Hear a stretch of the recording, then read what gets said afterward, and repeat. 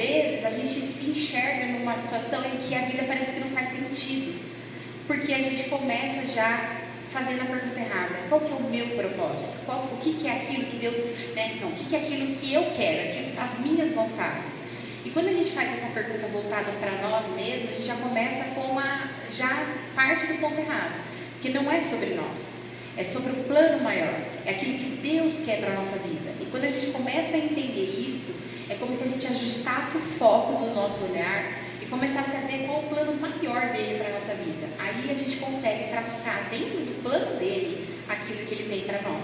A palavra de Deus diz que ele que conhece o propósito que ele tem, ele que conhece os planos que ele tem para nós. Planos de nos fazer prosperar, de nos causar coisas boas e não de nos causar mal. Então as pessoas muitas vezes pensam que estão fazendo a coisa certa. É como se a pessoa tivesse a vida inteira subindo, apoiada numa escada, a hora que olha ela está apoiada no prédio errado. Então às vezes ela constrói a vida dela em cima de valores que não são aqueles que Deus quer para ela. E a hora que ela vê, ela já está alto demais, de repente, para trocar de prédio, né? Mas por conta própria ela não pode. Mas nós vamos ver que em Deus tudo é possível. Deus ele é especialista em recomeços, em novas oportunidades, novos nascimentos, né? E hoje nós vamos falar a respeito daquilo que dirige a nossa vida.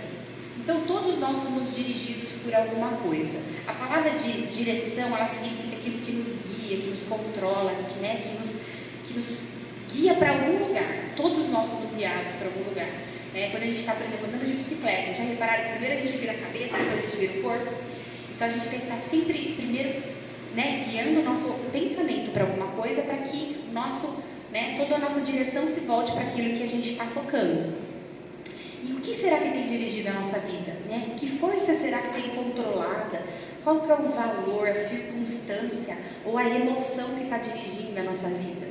Nós vamos ver que existem diferentes sentimentos que muitas vezes acabam dando toda a direção para a nossa vida e são sentimentos que não vêm de Deus. E muitas vezes a gente acaba indo por caminhos que não são do Senhor por conta dessas circunstâncias, desses sentimentos. Mas antes de falar desses sentimentos, a gente tem que tentar estabelecer uma relação entre aquilo que a gente crê e aquilo que é o que a gente vê. Porque existe uma dificuldade das pessoas de estabelecer um equilíbrio entre o que nós cremos e o que nós vemos.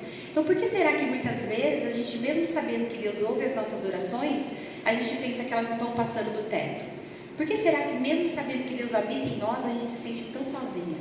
Por que será que mesmo sabendo que Deus nunca nos abandona, a gente se sente abandonada? Porque existe um desequilíbrio entre aquilo que é o espiritual e o natural. E a palavra de Deus diz que o inimigo cega o entendimento daqueles que... O inimigo vem, quem não anda em espírito, quem não tem relacionamento com o Senhor, ele começa a cegar o entendimento para que essas pessoas não possam ver. A palavra de Deus diz que as pessoas pensam que é loucura aquilo que para aquele que vê no espiritual sabe que aquilo é de Deus. Então nos é dado no espiritual. A palavra de Deus diz que Deus é espírito e tudo aquilo que ele tem para nós a gente só consegue ver quando a gente caminha com ele, quando a gente tem comunhão, quando a gente consegue vestir esses óculos espirituais para enxergar aquilo que ele tem. A palavra de Deus fala lá de Agar, que estava no deserto, e ela estava já desesperada que o filho dela ia morrer. E ela pega e de repente Deus abre os seus olhos, ela vê lá um poço, então estava ali, mas ela não enxergava. Então Deus abre o nosso entendimento, abre o nosso olhar para aquilo que a gente, muitas vezes o nosso natural, a gente não é capaz de ver. E a gente vive com esse risco de perder esse equilíbrio emocional e espiritual. E esse sentimento que é confuso, que é contraditório, ele muitas vezes nos leva a perder oportunidades que Deus está lhe dando para a gente, mas por causa de tanta distração, por causa de tanta desespero da nossa vida, a gente deixa passar. A gente perde a oportunidade de pegar essas entrelinhas, Sempre falo, Deus, não me deixa perder a sensibilidade de perceber a tua presença no ordinário, porque no extraordinário todo mundo vê, mas nas pequenas coisas do dia a dia, nesses pequenos milagres que nos acontecem, nas pessoas que nos cercam, às vezes para dar uma palavra, que a gente nunca perca essa sensibilidade de perceber, E muitas vezes as pessoas hoje em dia, elas estão tão desconfiadas de tudo, de todos, é tão difícil você encontrar uma pessoa íntegra na sua credibilidade, que as pessoas perdem casamento, perdem amizade, perdem relacionamentos, não só por não confiar, mas por desconfiar. A pessoa não só não coloca crédito, não acredita, como ela traz uma acusação. Ela vive desconfiando muitas vezes, às vezes até por algo que foi, né, inculcado nela na infância. Às vezes crianças que passaram por infância abusiva, controladora, que viam mentira, que viam uma situação de briga, elas não conseguem firmar laços. Elas não conseguem, por exemplo, seu pai vira e fala assim, não pode mentir, aí daqui a pouco você vê mentindo com um amigo, né? Então a criança perde a credibilidade de achar que aquilo lá é sério mesmo, porque se meu pai está falando para eu fazer, mas ele não faz, então a criança começa a ter relacionamentos onde ela vai ter um padrão de comportamento parecido com aquilo que ela aprendeu.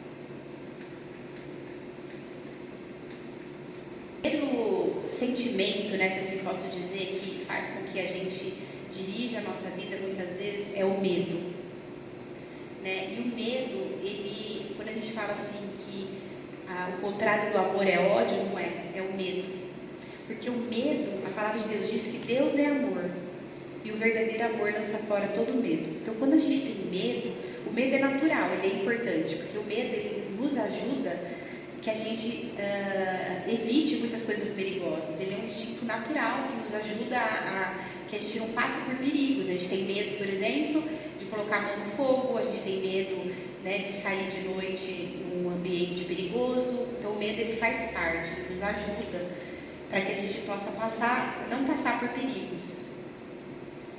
Só que o medo, quando ele paralisa, ele não é mais saudável, ele impede a gente de fazer coisas que Deus tem pra gente por conta do medo de fracassar, ou do medo de se magoar, ou do medo, né, de errar. E a gente sabe que o inimigo, uma das coisas que ele coloca no nosso coração é o medo de avançar, porque o medo, como ele nos paralisa, se ele sabe que ele pode impedir a nossa vida de ir pra frente por causa do medo, ele vai usar exatamente o medo para nos parar. Né? Ele conta mentiras, ele conta enganos para a gente poder não avançar no reino. A gente sabe pela Bíblia que há muitos dos personagens que a gente encontra na palavra de Deus são pessoas que tiveram medo, só que Deus preparou, porque é Ele quem capacita. Se a gente for muito cheios de si, vai ser pela nossa honra e nossa glória, e não é para ser pela nossa honra e pela nossa glória, é para ser pela honra dele. Então ele, através de quando a gente se esvazia, é que Deus nos preenche para que possa, para todo mundo ver que quem fez foi Ele, não somos nós, né? Então o medo, ele é uma forma do inimigo brecar a nossa vida, e a gente não pode ser controlado pelo medo. A palavra de Deus diz que Ele veio para que a gente tenha a vida plena, e o medo é muito ruim de se sentir. A gente viu na pandemia que as pessoas, elas tinham que ficar em casa, mas não necessariamente se isolar. As pessoas se isolaram com medo, com fobia, era só notícia ruim, as pessoas ficaram desesperadas, e isso fez muito mais mal do que o próprio vírus, né? Eu acho que isso criou tanta doença mental que as pessoas depois disso ficaram meio doidas, assim. Algumas pessoas até deixaram seu cognitivo ser afetado, porque ela declarou ali, não, porque isso fez no meu cérebro, agora eu tô assim, eu tô assado, se rotularam de uma forma de que não foi assim que Deus nos fez. A gente viu a semana passada que o nosso DNA é do Senhor. Mesmo que algum médico fale, você tem isso, você tem aquilo, é um rótulo que aos pés de Jesus você pode cancelar, né? Meu sangue é o sangue de Cristo, fui feita a imagem e semelhança de Deus, né? Meu DNA vem do Senhor, e isso você tem poder nessa palavra, que a palavra de Deus tem poder que atua através de nós, né? Então a gente tem que colocar esse medo para correr. Aí em Isaías 41:10 fala: por isso não tema, pois estou com você, não tenha medo, pois sou o seu Deus, eu o fortalecerei e o ajudarei, eu o segurarei com a mão direita vitoriosa. Isso é a palavra do Senhor, né? Não tenha medo. Ele fala várias vezes: não temas, apenas creia, né? Ele fala para a gente não ter medo, né? Não sou eu que ordenei a vocês, seja forte e corajoso, não se pavore nem desanime. Então a gente não deve ter medo, é uma ordenância, não temas.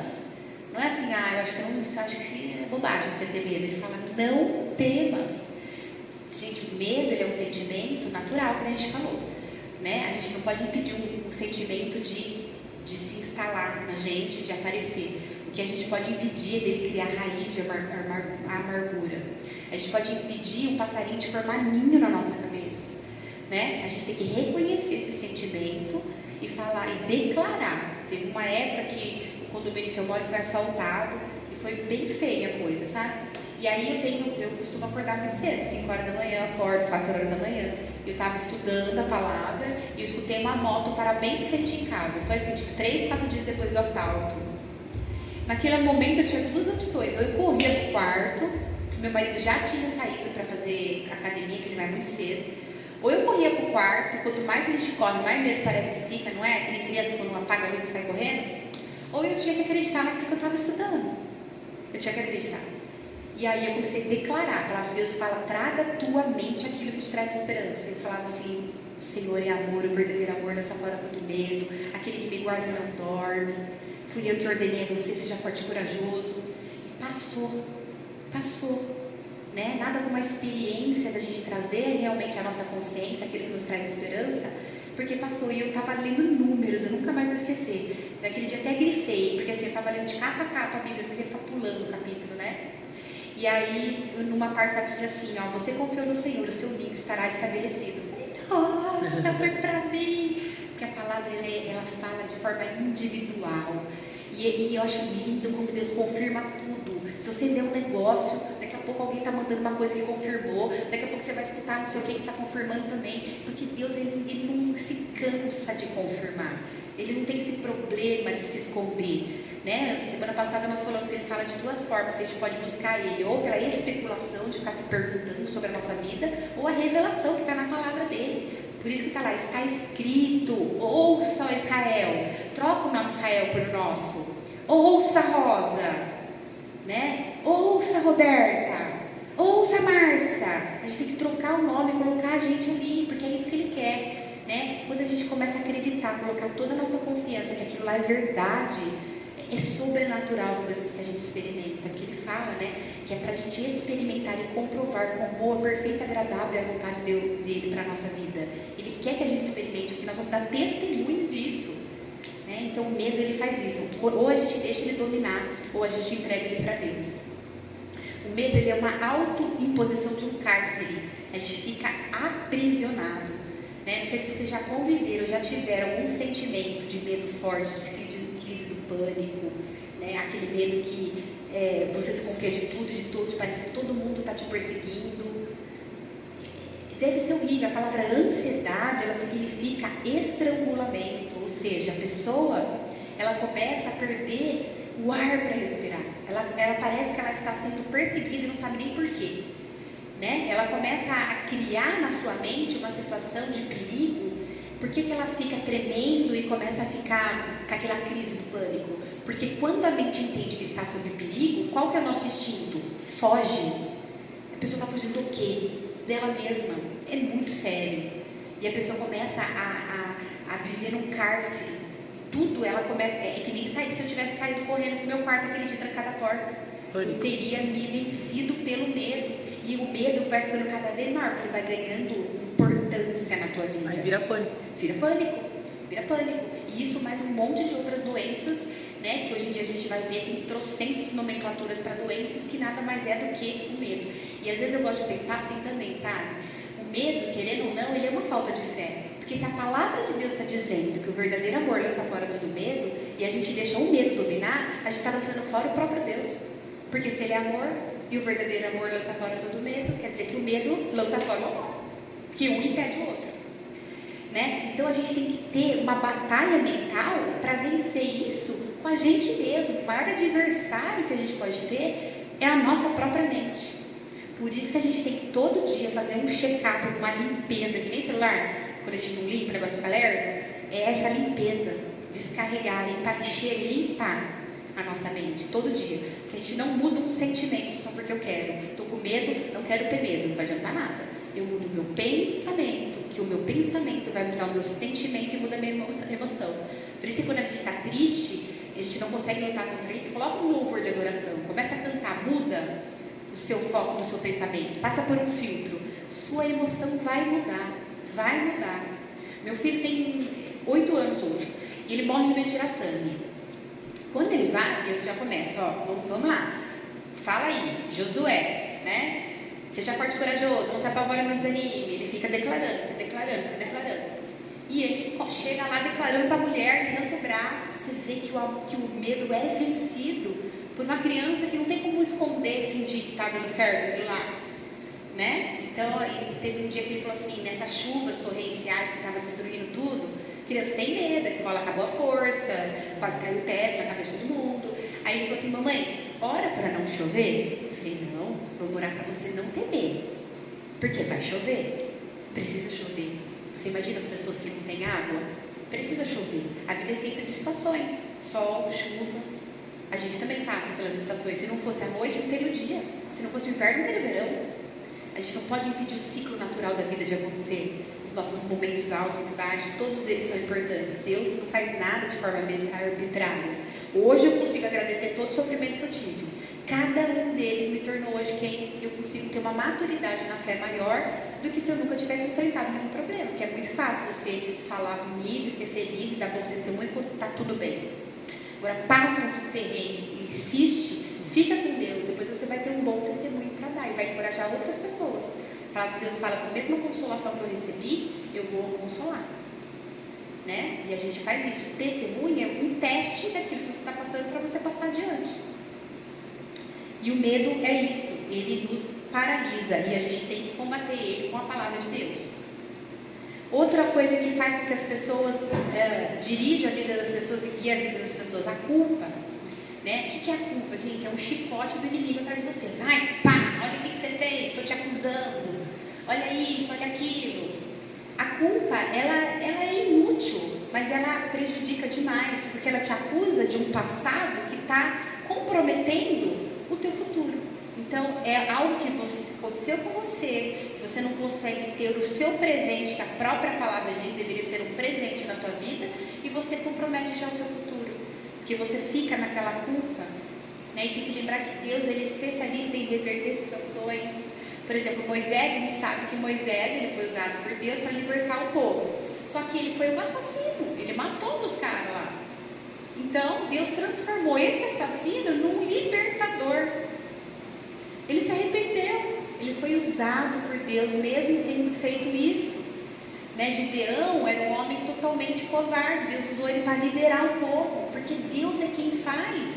Então, se aconteceu algo na sua vida que te traz alguma certa culpa, peça perdão a Deus, que perdoa todos que pedem arrependidos. Ele fala a palavra de Deus que ele joga as nossas transgressões no mar do esquecimento. E a gente fica pegando a vara para pescar todo dia. Né? Se Deus está dizendo que uma vez confessado, Ele mesmo esquece, quem somos nós para ficar resgatando esse pecado, para ficar se martirizando? Quando a gente paga uma conta, você vai lá e paga a conta de luz. Você fica lembrando no dia seguinte para pagar de novo? Está pago. Aquilo que está pago, está pago. Não tem que ficar retomando aquilo. Eu até apago do meu celular, do meu calendário. Paguei, agora eu jogo lá só no mês que vem. E a gente faz isso, a gente pede perdão para Deus, a gente se arrepende verdadeiramente, a gente fica se culpando daquilo de novo, de algo que Ele já também perdoou. Uma coisa é arrependimento. O arrependimento, ele gera transformação, ele gera mudança de comportamento. Deus conhece o coração arrependido, a gente tenta não fazer. Às vezes é uma fraqueza, vai fazer de novo, mas a gente vai se arrepender e Deus vai transformando de glória em glória. O remorso é diferente, é aquela pessoa que só não quer perder alguma coisa por ter feito algo errado. Então ela tem medo das consequências. Deus também conhece esse coração. Aí esse tipo de arrependimento, que é só um remorso, que não gera uma transformação, ele vai te manter no mesmo estado que você está. Então não vai mudar muita coisa. Aí você vai sentir mesmo essa coisa de continuar patinando no mesmo lugar. Mas uma vez arrependido, uma vez pedido perdão a Deus, nós temos que crer na palavra dele, que ele perdoa e que ele esquece. Ele esquece. Não fique vocês lembrando aquilo que ele já esqueceu. Lá em Miqueias 7, 18, 19 diz: quem é comparável a ti, ó Deus, que perdoa o pecado e esquece a transgressão do remanescente da sua herança? Tu que não permaneces irado para sempre, mas tem prazer em mostrar amor. De novo terás compaixão de nós, pisarás nossas maldades e atirará todos os nossos pecados nas profundezas do mar. Ou seja, ele esquece. A gente não tem que ficar lembrando, aquilo que já foi. Não deixa o passado comprometer o teu futuro.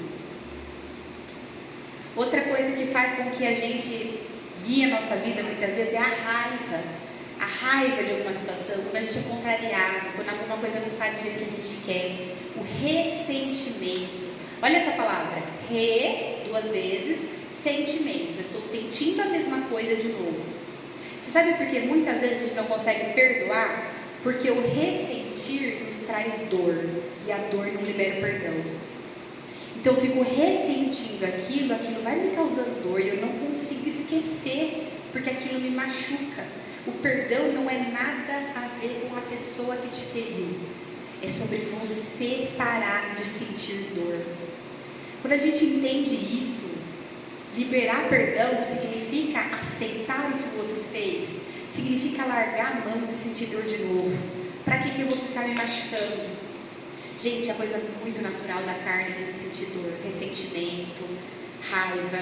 Eu reconheço esse sentimento e falo, Senhor, por mim só eu não consigo, me ajuda, tira do meu coração.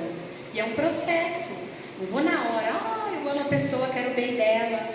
Por que fala para a gente orar para os nossos inimigos? Porque a hora que você começa a orar para a pessoa, você tira o foco da dor e põe no amor de Deus. Porque aí você pensa naquilo que Ele fez por você. Ele nos perdoa primeiro, Ele nos ama primeiro. Quando a gente tentar aceitar para perdoar, você não vai conseguir, porque se aquilo te ofendeu, te feriu, é porque vai contra os seus valores. Você não precisa ir lá comer uma macarronada com a pessoa que te ofendeu. Você não precisa caminhar com pessoas tóxicas. A palavra de Deus diz, não se aceitar nas rodas dos escarnecedores, dos zombadores. Não precisa. A gente não pode fazer dissensão de pessoas, ficar desprezando. Mas caminhar com pessoas que te levam para trás, que são contrárias ao que a palavra de Deus diz, não vai te fazer bem.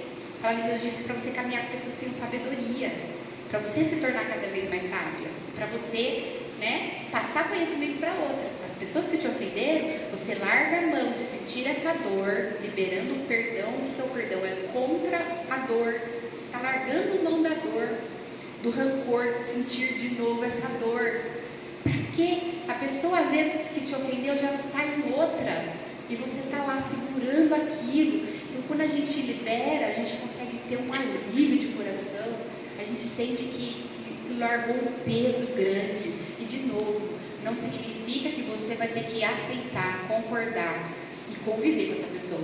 Você só está abrindo mão de se doer mais e mais e mais. E, aos poucos, Deus vai percebendo a sua intenção e vai transformando o seu coração a ponto de você se lembrar disso e não doer mais. E você sentir misericórdia daquela vida. Né? Faz sentido para vocês? Tudo. Cuidem que ninguém se exclua da graça de Deus, que nenhuma raiz de amargura brote e cause perturbação contaminando a muitos. Por quê? Porque quando a gente começa a deixar com que essa dor crie raiz, a gente começa a ficar amarga, a gente sabe falar disso, a gente conta para todo mundo, a pessoa não consegue entender que aquilo não vai adiantar ficar falando sobre aquilo, fica trazendo à memória coisas desagradáveis, muitas vezes expondo outras pessoas, que a pessoa quer falar, ela começa a ficar inconveniente, ela começa a ficar chata, ela começa a ficar pesada, ela começa a ficar amargurada.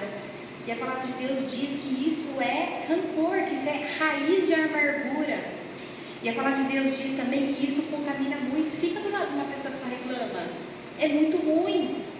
Vai roubando a nossa alegria. A palavra de Deus diz que o coração bem disposto é remédio eficiente, mas o espírito oprimido resseca os ossos. Adoece. Uma pessoa que é amargurada, ela não tem alegria. Isso vai trazer o que na vida dela? Um espírito de amargura, de murmuração. Uma pessoa sabe falar coisa ruim, só sai. É difícil até ficar perto de uma pessoa assim. Outra coisa que faz com que muitas vezes isso guie a nossa vida, o materialismo. Hoje em dia acontece demais. As pessoas estão muito focadas naquilo que você pode ter, consumir, e não percebem que quanto mais a gente tem, mais a gente se perde naquilo que a gente tem. Quanto mais a gente quer ter, né, as coisas materiais, elas somem do dia para a noite, por inúmeros fatores, por inúmeras circunstâncias. Então, o ter, né, ele não traz segurança para ninguém. Porque a pessoa que tem, sem ter uma ideia de que isso não traz felicidade, ela sempre vai querer mais, nunca vai estar bom. Não é assim, ela vai ganhar, daí tá bom. Não, ela vai querer um modelo mais novo, ela vai querer o carro melhor, ela vai querer o salário melhor, ela vai querer sempre mais e mais e mais, ter, né? Por quê? Porque é um mundo consumista, onde as pessoas, a gente só vê propaganda de ter. A gente liga a televisão, tudo é para comprar. Você fica doente, tudo é caro. Não existe mais assim, nem a disponibilidade das pessoas de ajudarem uma pessoa que está passando. Tudo elas querem vender, tudo tem um cifrão nos olhos, né? Tudo, gente. Você vai tentar, às vezes, até pegar uma fisioterapia pelo convênio, o convênio já virou nada, porque o particular é que conta. Você só tem atendimento bom se você pagar, né? É triste isso. O dinheiro, ele pode ser útil, gente, mas ele não pode ser, o amor ao dinheiro é a raiz de todos os males. Ele é um bom servo, mas ele é um péssimo senhor. Não deixa ele mandar na sua vida, ele dominar a sua vida. Ele tem que servir, não você servir ao dinheiro, ele dominar você, né? A palavra de Deus, a gente fala mais de dinheiro do que de salvação. Não digam, pois, em seu coração, a minha capacidade, a minha força, a força das minhas mãos, ajuntaram para mim toda essa riqueza. Mas lembrem-se do Senhor, do seu Deus, pois Ele é que lhe deu a capacidade de produzir riqueza, confirmando a aliança que jurou aos seus antepassados, conforme hoje se vê. Ou seja, Ele dá e Ele tira. Se tudo que a gente tem é dele que deu. Então não adianta a gente achar, não, eu sou rica porque eu sou boa, eu sou poderosa. Não, quem te deu foi Deus. Quando a pessoa pensa que tudo dela, do dia para a noite ela pode cair o chão dela. Mônica, ele abençoa, né? É bênção, não é nada contra, né? As pessoas sempre. Sim. E muitas vezes Deus nos abençoa para que a gente possa abençoar outras Abençoar, pessoas. exatamente. Só que no mundo a gente vê que a pessoa fica retém, né? Para ela, né? Exatamente, porque a palavra de Deus diz que aqueles que são fiéis em pouco, Ele colocará sobre muito. O que é ser fiel? A gente ter, mas a gente abençoar. Porque se Ele me dá para sobrar só para mim, o que Ele vai me dar? Né? Eu prefiro ter mais para dividir com quem não tem do que ter só para mim. Mas a maioria não pensa assim. A pessoa que ela pegar, dar o dinheiro, tudo é um motivo a mais para comprar uma coisa a mais. Imagina que vou dar para alguém, né? E ele fala, aquele que tem muito que será tirado, né? O pouco que tem será tirado. Melhor é pouco do justo do que a riqueza de muitos ímpios. Então, o que adianta a gente ser injusto, ser uma pessoa ímpia e ter dinheiro? É muito melhor o pouco do justo do que o muito do ímpio, né? Esse versículo, gente, é um versículo que, se a gente prestar atenção no que ele fala, ele arrepia e mostra tanto que o dinheiro corrompe o coração das pessoas. Os que querem ficar ricos caem em tentação, em armadilhas e em muitos desejos descontrolados e nocivos, que levam o homem a mergulhar na ruína e na destruição, pois o amor ao dinheiro é a raiz de todos os males. Algumas pessoas, por cobiçarem o dinheiro, cobiça, não está falando que é errado ter dinheiro, desviaram-se da fé e se atormentaram assim com muitos sofrimentos. Então, quando o dinheiro vale mais do que um amor entre amigos, entre irmãos, a gente vê quando entra dinheiro, acaba o amor nas famílias, divisão de herança, divisão de bens, sociedade. Então, onde entra o amor e sai, onde entra dinheiro e sai amor, é o apego. Não é errado a gente prosperar, não é errado a gente ter dinheiro, é errado a gente amar mais o dinheiro do que o próximo. Isso é errado, isso vai trazer muitos sofrimentos. E por último, uma das coisas que mais fazem com que as pessoas guiem suas vidas é a necessidade de aprovação. Essa é péssima também, porque aquela pessoa que ela precisa ser reconhecida pela internet, então se ela não tem lá não sei quantos likes, ela se sente mal. Se ela não é reconhecida frente aos outros, que ela quer ser a melhor. Não tem problema a gente procurar ser melhor, mas tira esse artigo A. Eu não preciso ser a melhor. Eu posso ser melhor, mas não a melhor. Que isso vai me tornar uma pessoa que eu quero ser melhor que os outros. Gente, é tão bom quando a gente fica feliz pela felicidade dos outros. É tão bom quando o seu coração se alegra quando uma pessoa, né, consegue algo. Porque o que ela conseguir não vai vir de você. A gente às vezes acha que porque o invejoso é aquele que não é que ele quer ter o que você tem, ele não quer que você tenha. É péssimo, né? Não é aquela pessoa que, ela ganhou, que bom pra ela. Não, eu não queria que ela tivesse, eu também não tenho. É péssimo, não é? Tem muita gente assim. Por isso que a palavra de Deus diz pra gente ser discretos naquilo que a gente consegue. Porque nem todo mundo vai celebrar com você, né? E a gente tem um propósito na vida. 5 coisinhas que vão ajudar a gente. Nós vamos ter um sentido melhor. A gente vai parar de fazer tanta coisa, né? A gente vai parar de fazer coisas desnecessárias.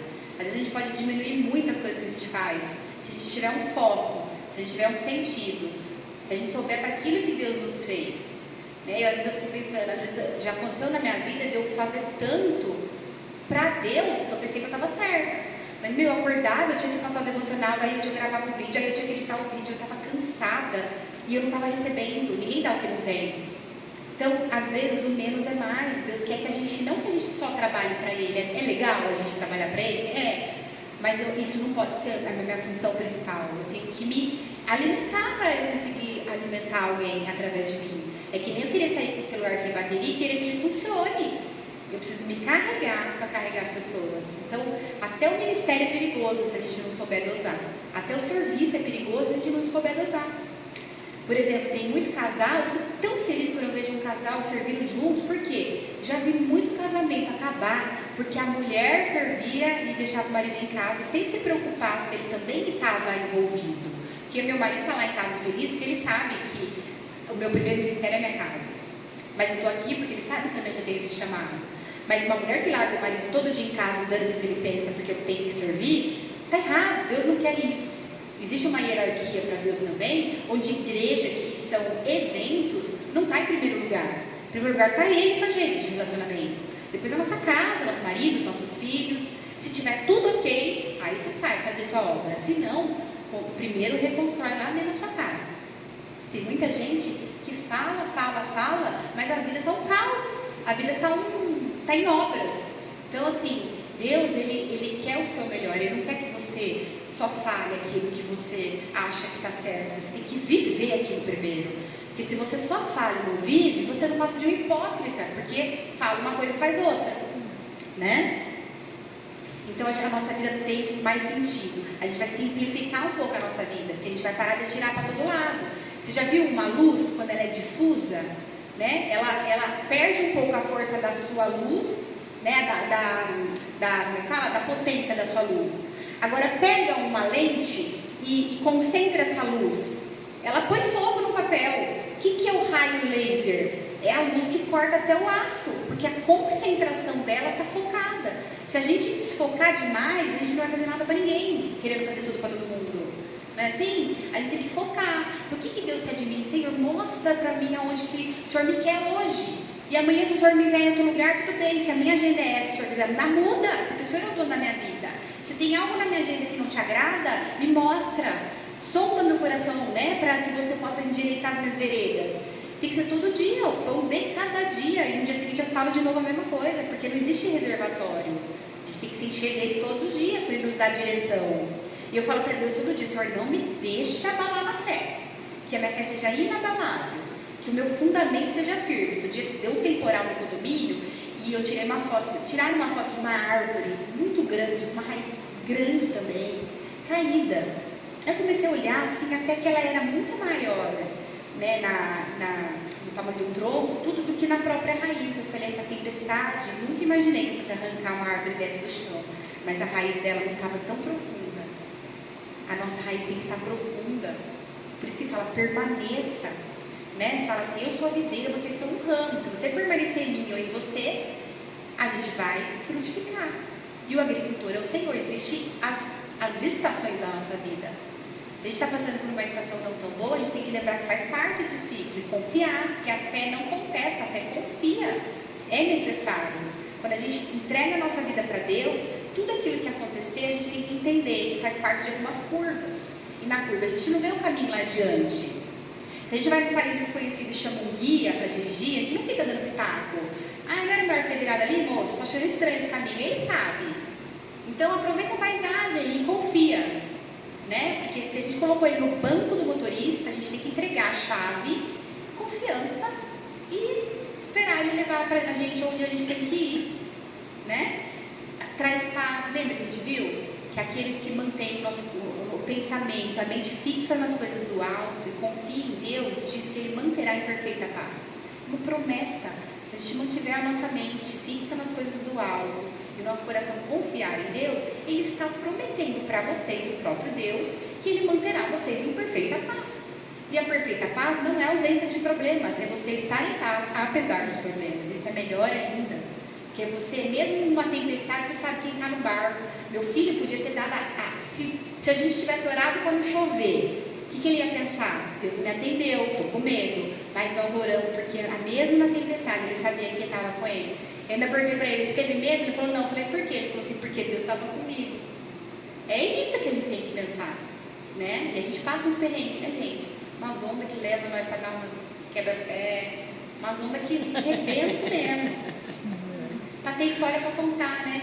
E o propósito, ele foca muito mais na nossa vida. Não tem nada melhor do que a gente ter motivação, porque não é o excesso de trabalho que nos cansa, é o trabalho sem propósito. Que eu tô aqui, eu tô a 1000 por hora, vou chegar em casa ainda feliz, ainda fazer o estudo de amanhã do PG, porque o meu trabalho tem um propósito. Se eu tivesse aqui dando um curso de culinária, eu ia chegar em casa talvez arrebentada, porque não é o propósito que Deus tem para mim. Então não é o excesso de trabalho que cansa, é o trabalho sem propósito. Não estou dizendo para vocês que vocês não podem trabalhar em funções que não sejam pregar a palavra, mas qualquer lugar pode ser um lugar de pregar a palavra. Eu posso sair, dirigir, eu posso estar ali me abastecendo para entregar uma palavra de sabedoria para alguém. Eu posso estar ali com uma cliente e ouvi-la. Eu estou dando um recurso meu para poder ser ouvido, né? Eu posso estar escolhendo uma casa e estar levando alguém para falar de Deus. A gente muitas vezes não precisa só falar de Deus, a gente sendo aquele cristão que as pessoas olham e falam, essa aí tem a Cristo, você já está dando um testemunho da sua vida.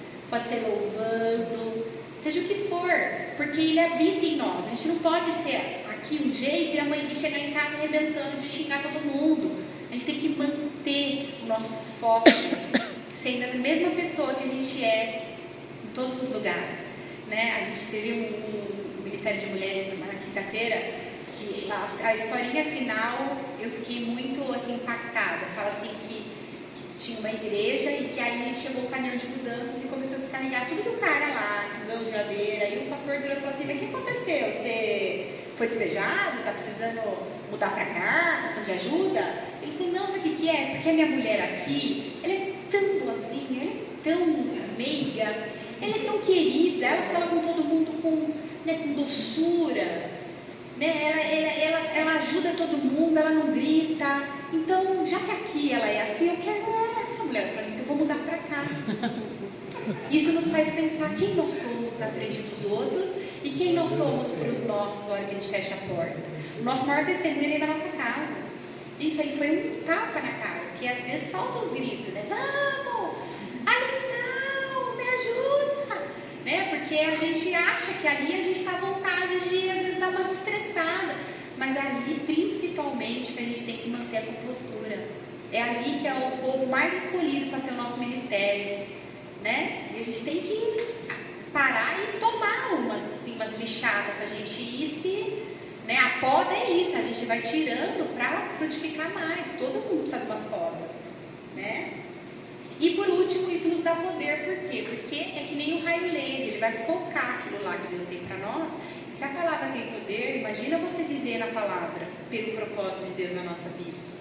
Então que a gente possa se esvaziar de tudo aquilo que não vem de Deus, que a gente possa apresentar a Deus todos os dias os motivos pelos quais tem guiado a nossa vida e que a gente possa entregar a direção e o controle dele para que ele nos leve a viver o bom propósito dele para nós.